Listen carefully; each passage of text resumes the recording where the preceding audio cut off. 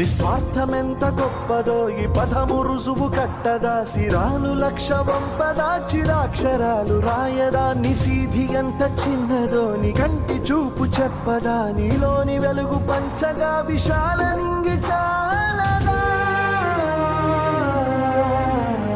మనుష్యులందు నీ కథ మహర్షిలాగా సాగదా, మనుష్యులందు నీ కథ మహర్షిలాగా సాగదా.